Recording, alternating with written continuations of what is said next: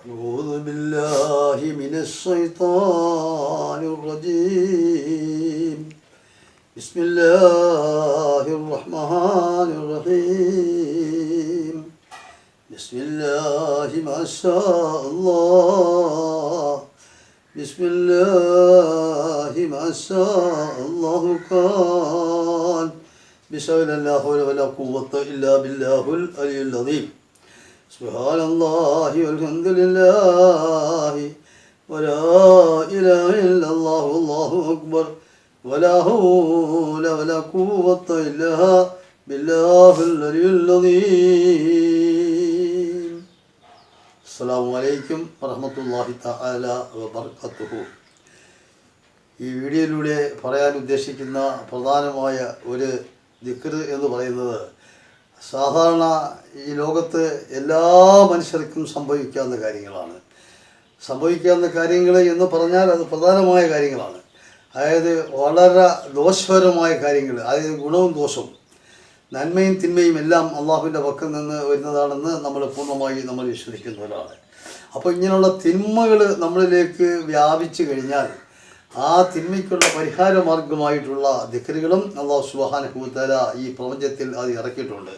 അപ്പോൾ ആ ദിക്ർ നമ്മൾ ആവർത്തിച്ച് നമ്മൾ ഈ ദിക്ർ ചൊല്ലിക്കഴിഞ്ഞാൽ ഈ തിന്മയിൽ നിന്നും നമ്മളെ അല്ലാഹു തആല അത് രക്ഷപ്പെടുത്തുകയും അത് കാരണമായിട്ട് പിന്നീട് നമുക്ക് വളരെ കൂടുതൽ ഗുണങ്ങളും സൗഭാഗ്യങ്ങളും ഐശ്വര്യങ്ങളും സമ്പൂർണ്ണമായ ഐശ്വര്യങ്ങൾ, പിന്നെ ഗുണങ്ങൾ, അതിനുള്ള മേന്മകൾ എല്ലാം അല്ലാഹു തആല നമുക്ക് തരുന്നതാണ്. അപ്പം നമ്മൾ ഈ ദിക്ർ ചെയ്യുന്ന കാര്യത്തിൽ യാതൊരു മടിയും നമ്മൾ വെക്കരുത്. ഈ ദിക്ർ ഇതിനു വേണ്ടിയൊക്കെ ഉള്ള ദിക്റാണ് അല്ലാഹു ഇറക്കിയിരിക്കുന്നത്. അപ്പോൾ ആ ദിക്ർ നമ്മൾ ചൊല്ലിക്കൊണ്ട് തന്നെ ഇരിക്കണം. അത് എപ്പോഴും ചെല്ലണമെന്നില്ല, സമയം കിട്ടുമ്പോഴെല്ലാം ഈ ദിക്റുകൾ നമ്മൾ ചെല്ലണം. ഒരു 2-3 ഏതാണ്ട് 2 വരിയേ ഉള്ളൂ. ഈ 2 വരിയുള്ള ഒരു ദിക്ർ നമ്മൾ അത് കാണാതെ അങ്ങ് പഠിച്ചു വെച്ചിരുന്ന് ചെല്ലിയാൽ ഏറ്റവും മഹത്വമുള്ളതാണ്. അല്ലെങ്കിൽ നമ്മൾ എഴുതി വെച്ചിട്ട് നമുക്കത് ചെല്ലാവുന്നതാണ്. അപ്പോൾ ആദ്യം നമ്മളിത് ചെല്ലുമ്പോൾ നമ്മൾ എണ്ണത്തിൽ ഒരു കുറവും നമ്മൾ വരുത്തരുത്. പിന്നീട് നിങ്ങളുടെ സൗകര്യം അനുസരിച്ച് നിങ്ങളങ്ങ് ചെല്ലുക. ആദ്യത്തെ എണ്ണം എന്ന് പറയുന്നത് കുറഞ്ഞത് ഒരു 101 പ്രാവശ്യം നമ്മൾ ചെല്ലുക തന്നെ വേണം. എങ്കിലേ അതുകൊണ്ട് പ്രയോജനം നമുക്ക് വരുന്നുണ്ട്. 101 പ്രാവശ്യം നമ്മൾ ചെല്ലിയതിന് ശേഷം പിന്നീട് നമ്മൾ ആ ചെല്ലിയതിന് ശേഷം തന്നെ അത് ഒരു ദുആ ചെയ്യുക. അൽഹംദു തുടങ്ങി ഒരു ദുആ, അൽഹംദുലില്ലാ അവസാനിക്കത്തക്ക രീതിയിൽ കൂടിയുള്ള ഒരു ദുആ നമ്മൾ അങ്ങ് ചെയ്യണം. അത് വലിയ ദുആ ആയിട്ടങ്ങ് എടുക്കേണ്ട. ഒരു ചെറിയ ദുആ ആയിട്ട് നമ്മൾ എടുത്തിട്ട് അവസാനം റബ്ബന ആതിനാ ഫിദ്ദുനിയാ ഹസനത്തും വഫിൽ ആഖിറതി ഹസനത്തും വഖിനാ അദാബന്നാർ, ഇതും കൂടി ആ ദുആയുടെ അവസാനം അങ്ങ് ഉൾക്കൊള്ളിക്കുമ്പോൾ ദുനിയാവും ആഖിറവും അതിൽ ഉൾപ്പെടുകയാണ്. ദുനിയാവും ആഖിറവും നമുക്ക് എല്ലാ രീതിയിലുമുള്ള സുഖപര്യങ്ങൾ അല്ലാഹു സുബ്ഹാനഹു വ തആല നമുക്ക് തരുന്നതാണ്. അപ്പോൾ റബ്ബന ആതിനാ അതിൽ വരണം. അത് വരുമ്പോൾ എല്ലാ ദുആയുടെയും ഗുണങ്ങൾ അതിൽ വന്ന് ചേരുകയാണ്. അതിന് ശേഷം പിന്നെ നമ്മൾ പറയേണ്ടത് വാഹിർ ദഅ്വാനാ അൽഹംദുലില്ലാഹി റബ്ബിൽ ആലമീൻ എന്ന് വേണമെങ്കിലും നമുക്ക് ചൊല്ലി ഈ ദുആയെ താൽക്കാലികമായിട്ട് ഒന്ന് ചുരുക്കാവുന്നതാണ്. അങ്ങനെ ഈ ദുആ നമ്മൾ അങ്ങ് ചൊല്ലിക്കഴിഞ്ഞാൽ എല്ലാ രീതിയിലുള്ള ഗുണങ്ങളും ഐശ്വര്യങ്ങളും സൗഭാഗ്യങ്ങളും സമ്പൂർണ്ണമായ ഗുണങ്ങളും ഐശ്വര്യങ്ങളും ആ സമ്പൂർണ്ണമായ ഗുണങ്ങളെല്ലാം ഇതിൽ നമുക്ക് എത്തിച്ചേരുന്നതാണ്. അതുകൊണ്ട് ഒരുപാട് ഗുണങ്ങൾ നമുക്ക് അള്ളാഹുവിൻ്റെ ഭാഗത്ത് നിന്ന് നമുക്ക് ഇട്ട് തരികയാണ്.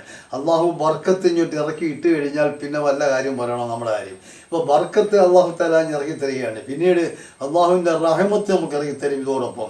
അപ്പോൾ ബർക്കത്ത് റഹ്മത്ത് നമുക്ക് വന്ന് കഴിഞ്ഞാൽ നമ്മുടെ കാര്യം എന്ന് പറഞ്ഞാൽ എല്ലാ രീതിയിലും ഗുണപരമായി അങ്ങ് പോവുകയാണ്. അത് കിട്ടുന്നതിന് വേണ്ടിയാണ് നമ്മൾ ശ്രമങ്ങൾ നടത്തേണ്ടത്. അപ്പോൾ നമ്മൾ ഈ ദിക്റുകൾ നമ്മൾ ചെല്ലുമ്പോൾ അത് മനസ്സിനകത്ത് നല്ലൊരു കരുതൽ നമുക്കുണ്ടായിരിക്കണം. ഹൃദയശുദ്ധിയോടുകൂടി തന്നെ ആയിരിക്കണം നമ്മളിത് ചെല്ലേണ്ടത്. ഇതങ്ങോട്ട് ചെല്ലിയിട്ട് നമ്മൾ ഈ ദിക്ർ അങ്ങോട്ട് ചെല്ലിയിട്ട് നമ്മൾ ദുആ ചെയ്ത് കഴിഞ്ഞാൽ തീർച്ചയായിട്ടും അല്ലാഹു സുബ്ഹാനഹു വ തആല തമ്പുരാൻ നമുക്ക് പ്രതിഫലം വാരിക്കോരി നമുക്ക് പ്രതിഫലം തരുന്നതാണ്. അതിലൊരു തർക്കമില്ല. പക്ഷേ ഒരു കാര്യം, ഒരല്പം നമുക്ക് താമസം നേരിട്ടെന്ന് വരും. താമസം നേരിടുമ്പോൾ വൈഷമ്യങ്ങൾ കാണിക്കരുത്, പ്രയാസങ്ങൾ കാണിക്കരുത്. ഇതൊക്കെ ചെല്ലിയിട്ട് എനിക്ക് പ്രയോജനങ്ങളൊന്നും ഉണ്ടായില്ലല്ലോ എന്ന് കരുതണ്ട. ഒരിത്തിരി താമസമൊക്കെ ചിലപ്പം വരും. ആ താമസം കഴിഞ്ഞാൽ പിന്നീട് അത് നിങ്ങളൊരു പരീക്ഷണം, നമ്മുടെ ഒരു പരീക്ഷണം അല്ലാഹു നടത്തുന്നത് കൂടിയാണ് താമസം എന്ന് പറയുന്നത്. അപ്പോൾ അതങ്ങോട്ട് കഴിഞ്ഞാൽ പിന്നീട് നമുക്ക് അള്ളാഹുവിൻ്റെ റഹ്മത്ത് ബർക്കത്ത് ഒക്കെ അള്ളാഹു ഞാൻ ഇറക്കി തരികയാണ്. അതും കൂടി ഇറങ്ങി കഴിയുമ്പോഴത്തേക്ക് നമുക്ക് ഗുണകരമായ ചില അന്തരീക്ഷങ്ങൾ നമുക്ക് ഉണ്ടാവുകയാണ്. വിപത്തുകളിൽ നിന്നെല്ലാം നമ്മളെ അള്ളാഹു കാക്കുകയാണ്.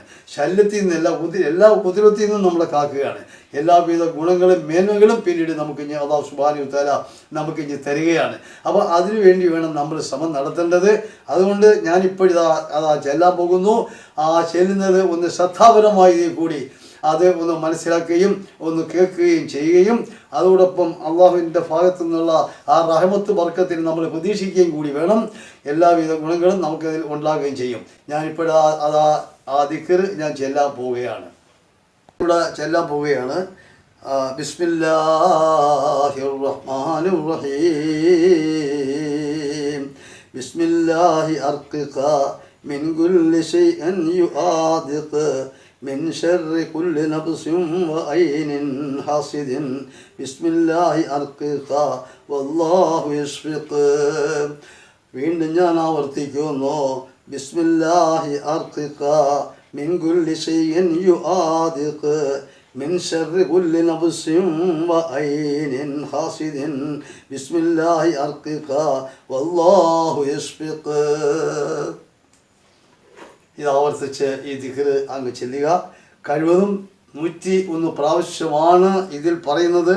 ഇത് കണ്ടുകൊണ്ടും കേട്ടുകൊണ്ടും അങ്ങ് ചെല്ലാം. അറിയാവുന്നവർ പിന്നെ ഇതിൻ്റെ ആവശ്യമില്ല. അവർക്കിത് ബിസ്മില്ലാഹിർ റഹ്മാനിർ റഹീം പറഞ്ഞിട്ട് അവർക്ക് ചെല്ലാവുന്നേ ഉള്ളൂ. ഇല്ലാത്തവരെ സംബന്ധിച്ച് ഇത് ഒന്ന് കുറിച്ച് വെക്കണം. ഒരു പേപ്പറിനകത്ത് ഒന്ന് കുറിച്ച് വെച്ചിട്ട് അത് ഒരു 5-6 പ്രാവശ്യം ഒന്ന് ആവർത്തിച്ച് കുറച്ച് പ്രാവശ്യം നമ്മൾ മനസ്സിരുത്തി അങ്ങ് ചെല്ലുമ്പോൾ അത് നമുക്ക് ഒരു ഇതൊക്കെ തരവായി കഴിഞ്ഞാൽ പിന്നീട് അത് എടുത്ത് വെച്ചിട്ട് ഇത് 101 പ്രാവശ്യം തന്നെ ആകണം. കാരണം ഇത് പ്രയോജനപ്പെടുന്ന ഒരു കാര്യമാണ്. അതുകൊണ്ട് 101 ഇത് കുറയാൻ പാടില്ല. 101 പ്രാവശ്യം നിങ്ങളത് ചെല്ലിന് ശേഷം പിന്നീട് ഉള്ള സമയങ്ങളിൽ നിങ്ങൾക്ക് ഇഷ്ടമനുസരിച്ച് 2, 3, 4, 5 അല്ലെങ്കിൽ 10, 15 തവണയൊക്കെ നിങ്ങൾക്ക് ചെല്ലാവുന്നതാണ്.